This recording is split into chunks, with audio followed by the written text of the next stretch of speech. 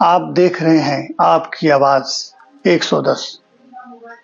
सभी दर्शकों को मेरे और मेरी टीम की तरफ से नमस्ते और सलाम। आज मैं इजराइल और फिलिस्तीन के विवाद के बारे में बात करने के लिए आया हूं। इजराइल और फिलिस्तीन के बीच विवाद फिर से गहरा चुका है। कहा जा रहा है कि फिलिस्तीन यानी कि हमास ने इजराइल पर 5000 रॉकेटों से हमला किया। 5000 रॉकेटों से हमला ही नहीं किया, बल्कि हमास के अनट्रेन्ड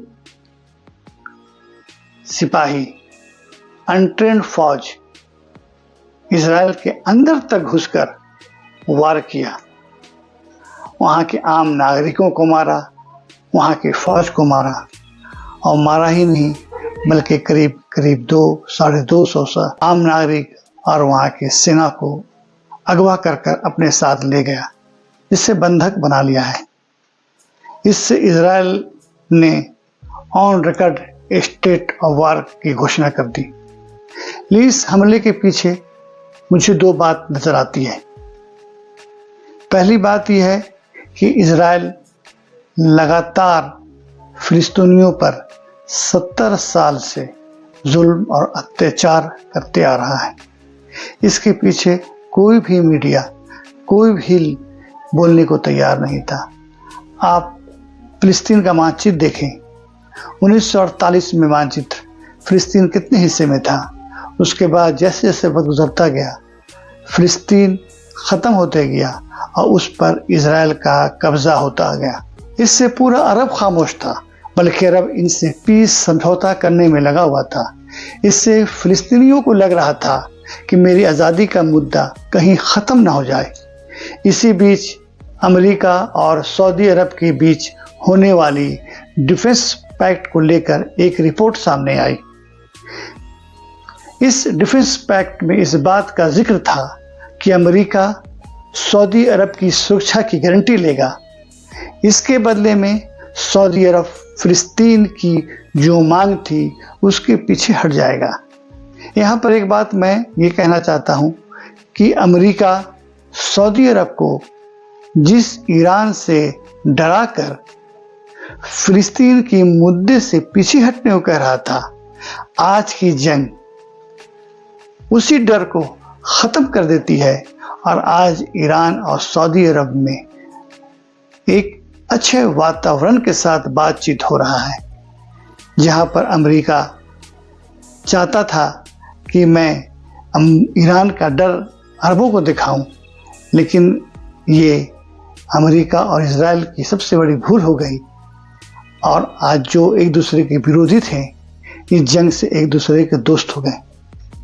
अमेरिका इस डिफेंस पैक्ट से काफी उत्सुक था और इसे जल्दी से जल्दी अमल में लाना चाहता था, लेकिन अचानक हमास ने इजराइल पर हमला कर दिया और यह डील खटाई में पड़ गई। इजराइल और फिलिस्तीन के बीच के मतभेद की शुरुआत ओटोमन साम्राज्य के खत्म होने के साथ ही शुरू होती है।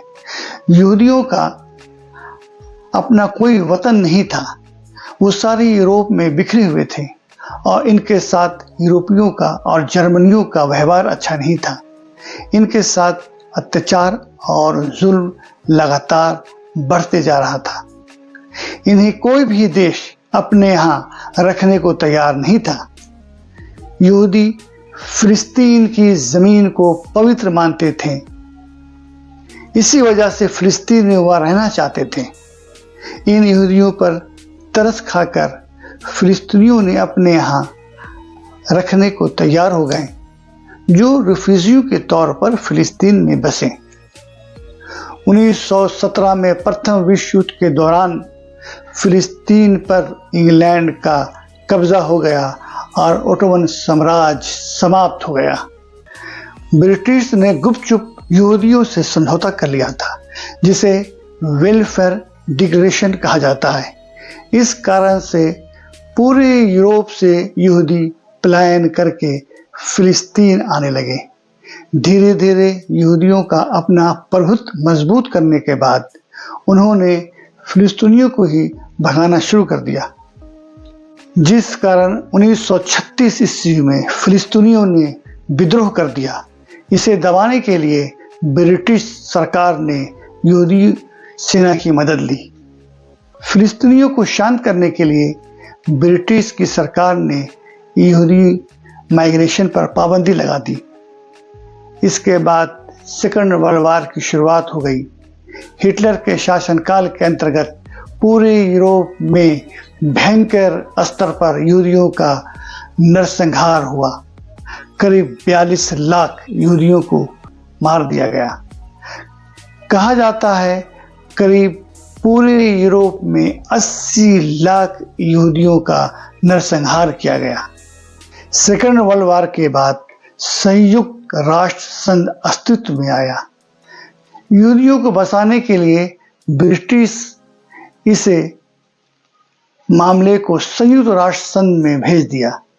संयुक्त राष्ट्र संघ फिलिस्तीन का बंटवारा कर दिया और फिलिस्तीन को 2 हिस्सों में बांट दिया, जिससे फिलिस्तीन ने मानने से इनकार कर दिया और उसके बाद लगातार फिलिस्तीन और इजराइल में संघर्ष चलता रहा। इसी बीच करीब 2 बार अरबों और फिलिस्तीनियों में जंग हो चुका है और आज का जंग का परिणाम भी वही है जो 1936 ईस्वी में बीज बोया गया था।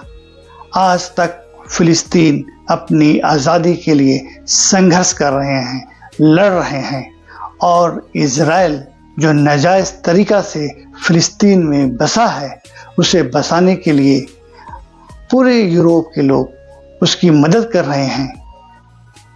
और आज फिर इजराइल उसी तरह से नरसंहार कर रहा है